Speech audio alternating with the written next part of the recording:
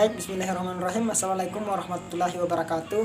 Perkenalkan, nama saya Farmin, kelas tambang B dengan stambuk 18092532. Pada kesempatan kali ini saya akan coba menjawab ujian tengah semester dari mata kuliah metalurgi umum. Untuk mempersingkat waktu, langsung saja kita masuk pada pembahasan dari ujian tengah semester mata kuliah metalurgi umum. Untuk penyusun saya sendiri Farmin. Adapun pembahasan kali ini mengenai UTS metalurgi umum yaitu sebagai berikut. Yang pertama yaitu ilmu metalurgi, penjelasan atau definisi dari ilmu metalurgi. Yang kedua, cabang-cabang ilmu metalurgi. Ketiga, prometalurgi. Yang keempat, hidrometalurgi. Dan yang kelima itu logam. Oke, baik. Yang pertama yaitu ilmu metalurgi. Jadi perlu diketahui bahwa ilmu metalurgi adalah bidang keilmuan yang mendalami tentang perilaku fisika, kimia, dan mekanika dari sebuah logam untuk kemudian dimanfaatkan untuk kehidupan sehari-hari. Selanjutnya yaitu cabang dari ilmu metalurgi. Jadi, cabang ilmu metalurgi yang pertama yaitu metalurgi ekstraksi, di mana metalurgi ekstraksi ini bagian pengelolaan mineral konsentrat yang mengandung logam berharga dipisahkan dari pengotor atau gang mineral yang menyertainya, di mana metalurgi ekstraksi ini berfungsi untuk memisahkan logam berharga dalam konsentrat material lain. Kemudian yang kedua yaitu metalurgi mekanik, di mana metalurgi mekanik ini adalah pengetahuan yang mempelajari gerak suatu logam serta efek gaya dalam gerakan logam tersebut.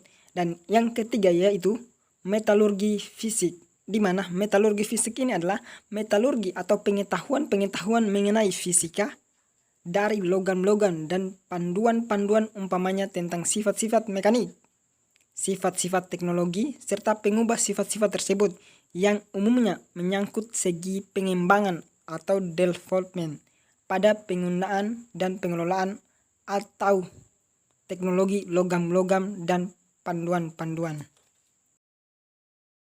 Kemudian berikutnya adalah pembahasan pirometalurgi.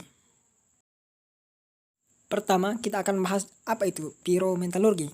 Jadi, pirometalurgi merupakan proses pemisahan logam dan biji dengan cara pemanasan pada temperatur tinggi dengan suhu yang mencapai 500 derajat Celcius sampai 250 derajat Celcius. Tahapan penting dari pengolahannya yaitu dalam hal biji tembaga. Yang pertama itu komunisi, di mana tahap ini terdiri dari operasi peremukan dan pengerusan dengan tujuan untuk membebaskan atau meliberasi mineral-mineral tembaga dari ikatan mineral pengotornya. Itu yang pertama. Yang kedua yaitu tahap konsentrasi flotasi biji tembaga, di mana tahap ini itu tahap pemisahan mineral atau konsentrasi pemisahan mineral seperti CuFe, S dan CuS dari pengotornya dilakukan dengan metode flotasi. Kemudian yang ketiga itu tahap metallic smelting, di mana pada tahap ini konsentrat tembaga dilebur menjadi lelehan mete. Proses peleburan dilakukan dalam suasana yang oksidatif. Kemudian yang keempat yaitu tahap konsentrasi mete tembaga. Pada tahap ini mete dikonversi menjadi tembaga blitter atau blitter cover dengan kandungan tembaga naik 90%. Kemudian yang kelima yaitu tahap fire refining tembaga. Fire refining adalah proses pemurnian yang dilakukan terhadap tembaga blister, di mana proses fire refining dilakukan dalam refractory furnace, refrigerated furnace atau hardened furnace yang dapat di tilting. Kemudian yang keenam yaitu tahap electrorefining tembaga, di mana proses electrorefining merupakan pelarutan tembaga secara elektrokimia dari tembaga anakoda dan menghadapnya kembali di permukaan katoda, di mana dapat kita lihat di gambar bahwa dua contoh logam yang dapat diekstraksi dari proses tahapan dari pirometalurgi yaitu kuali dalam bentuk tembaga dan uang dari nikel. Jadi tembaga dan nikel itu merupakan dua contoh logam yang dapat diekstrak oleh pirometalurgi. Selanjutnya kita akan bahas tentang hidrometalurgi.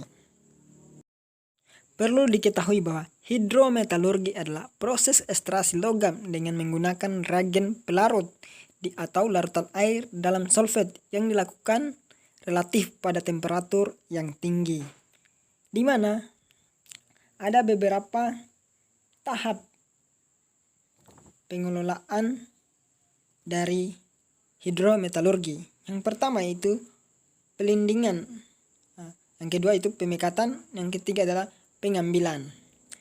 Pertama yaitu pelindingan. Pelindingan adalah pelarutan sumber logam ke dalam larutan berair. Dapat digunakan dengan reaksi, misalnya asam basa yang selektif melarutkan logam yang diinginkan meninggalkan pengotor. Yang kedua yaitu tentang pemekatan atau pemurnian, di mana pemekatan pemurnian itu untuk meningkatkan konsentrasi terlarut logam diinginkan serta menghilangkan pengotor. Kemudian yang terakhir yaitu pengambilan atau reverni, yaitu pengambilan logam yang diinginkan dari larutan yang menjadi bentuk yang dapat dijual, misalnya padatan. Jadi bisa dilihat di gambar, yaitu dua contoh logam yang dapat diekstrak dengan hidrometalurgi. Yang pertama yaitu gambar aluminium dan kedua yaitu gambar dari tembaga, kawat tembaga. Kemudian yang terakhir yaitu pembahasan tentang logam, yaitu ada dua pembahasan. Yang pertama itu kita akan membahas mengapa logam itu memiliki titik lebur yang tinggi. Yang kedua, mengapa logam memiliki kandungan konduktor yang baik. Oke baik, jadi logam memiliki titik lebur yang tinggi dikarenakan yang pertama yaitu melibatkan elektrod 3D yang dapat atau dalam kondisi delokalisasi seperti elektron pada 4s, di mana lebih banyak elektron yang dapat diterlihat sehingga kecenderungan daya tarik akan semakin lebih kuat. Kemudian yang kedua yaitu pembahasan tentang logam memiliki kandungan listrik yang baik. Ini disebabkan karena yang pertama, karena logam sendiri mempunyai sifat untuk mengantar listrik yang baik. Yang kedua itu di dalam logam terdapat ikatan logam dengan elektron yang bergerak bebas antara logam itu sendiri. Oke baik, demikianlah paparan tentang hasil ujian tengah semester mata kuliah metalurgi umum. Mohon maaf jika ada kesalahan. Kebenaran itu datangnya semata-mata dari Allah Subhanahu wa taala. Jika ada kesalahan itu dari diri saya pribadi.